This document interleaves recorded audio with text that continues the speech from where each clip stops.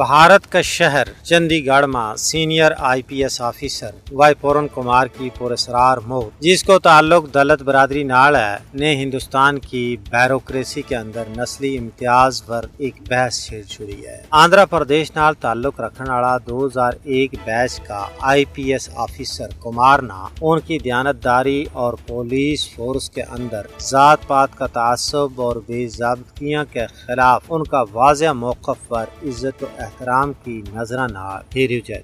وہ اپنا کیریئر کے دوران شیڈول کاسٹ کی کم نمائندگی، چروکنی پروموشن اور امتیازی پوسٹنگ پر ہمیشہ اعتراض کرتا رہا۔ انہوں نے اس گل کی بھی نشاندہی کی تھی کہ کس طرح مراد یافتہ ذاتاں کا آفیسرانہ تیزی کے نال ترقی اور تنخواہ پر نظر ثانی ہوا ہے، جبکہ شیڈول کاسٹ آفیسرانہ تاخیر کو سامنا کرنا پڑا۔ 2023 کا آخر میں کمار اور نے ایک IAS آفیسر کے خلاف 2 مہینہ کے اندر 5 شکایات درج کروائیں۔ انہاں پر ہراسانی اور تذلیل کو الزام تھو۔ ماہرین کو کہنا ہے کہ یہ واقعہ بھارت میں ذات پات پر مبنی امتیازی سلوک اور بیوروکریسی کے اندر پھیلی ہوئی ناانصافی کی سنگین چلک پیش کرے۔ کمار جیسا قابل اور دیانتدار آفیسر کی پراسرار موت محض ایک شخصی سانحہ نہیں ہے بلکہ ایک پورا نظام پر سوالیہ نشان ہے، جس میں نیوی ذات نال تعلق رکھنے والا آفیسرانہ قدم قدم پر رکاوٹاں اور تعصب کو سامنا کرنا پڑا۔ کمار کی زندگی اور جد و جہد اس حقیقت نہ بے نقاب کرے کہ